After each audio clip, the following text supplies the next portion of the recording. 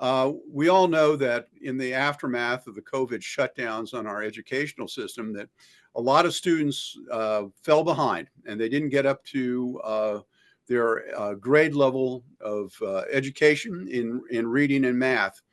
And so an interesting proposal was just made. But according to the National Center for Educational Statistics, the percentage of students in Maryland who performed at the basic level of the National Assessment for Educational Progress test for fourth grade students was only 56% in reading. And this was in 2022. And they also went on to say that the percentage of students in Maryland who performed at or above the proficiency level was just 31%.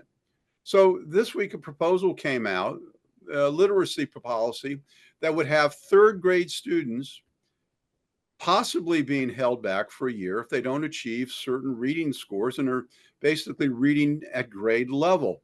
Now, if only 44% and 31% are at functional level, Mark, while this is a laudable goal to have all children be functional and literate and only 50% of the students can read at a basic level, I can't imagine that we're going to be able to hold back half of every class beginning each year. Well, Casey, as a former MCPS parent, I got to tell you, this is a especially sore subject.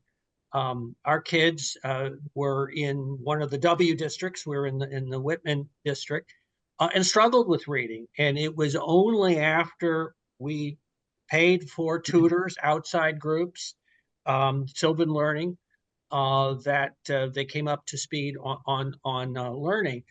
And I will tell you, there's a cottage industry of tutors available throughout Montgomery County, but including in the areas that are, quote, the best performing school system.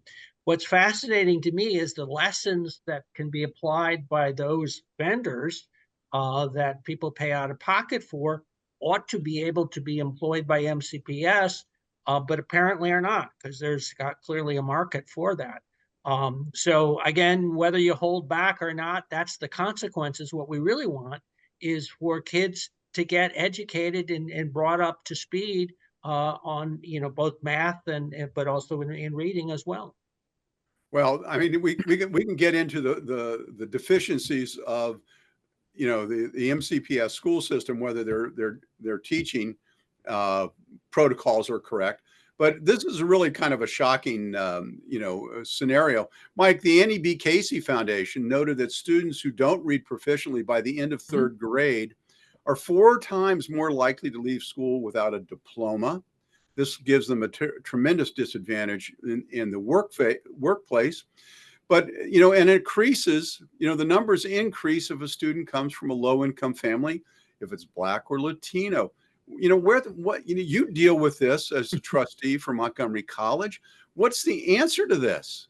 Well, so the answer, and I think Mark started to go down this road, is I think, one, there have to be consequences. And so I think when you look at what the state has proposed, I think that's part of it. But saying we're going to hold everyone back doesn't solve that problem. What you have to employ are different strategies to actually focus on how do we have children between pre-K and third grade actually learn to read more effectively. And so that's where that focus has to be. And this didn't just kind of drop from the sky. So the new superintendent for the state of Maryland, Dr. Carrie Wright, came from Mississippi, where she actually instituted a very similar plan to what was put out here, where they had amazingly tremendous outcomes. I know people don't generally think of good educational outcomes in the state of Mississippi, but if you go back and actually look at their reading outcomes, which is where this is generated from, she knows how to basically what they did, how they deployed it, and then how they got the outcomes to be where they were. And I think that's where this is getting there. And it's not just holding people back, it's actually really changing how we're teaching children to read. And that's where I get excited about us having this conversation.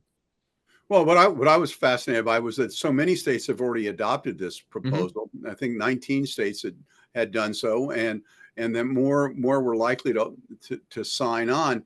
It's really a sign that and a signal that the educational system needs to ramp up itself to meet the needs of our student population. Well, and I think we need to acknowledge that we've been good for a long time. And I think one of the challenges when a system or a state have been good at something for a long time, you continue to assume that you're good. And the reality is that we're not where we once were. And so our challenge is now to really recognize that and redouble our efforts to figure out how we can get back to where we think we are.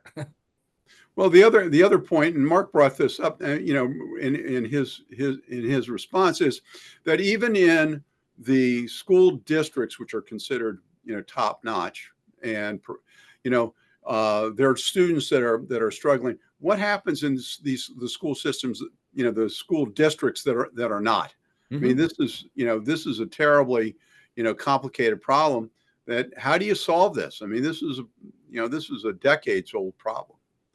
Could I make the observation? I think the metrics are extremely important. My observation would be that the schools are very conscious of which students count against their quote score as a school, and when a student is with an IEP, that they necessarily don't always pay as much attention because it doesn't affect their numbers to a great deal. So clearly, the fact that scrutiny is being applied to which schools are performing and not performing makes a huge difference in the way the problem is tackled.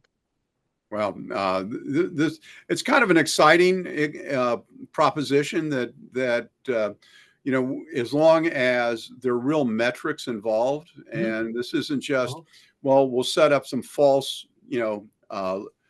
tests that that if a student can achieve a certain reading score, they get passed along. I mean, I think it's a little bit of a tough love situation, and nothing wrong with that.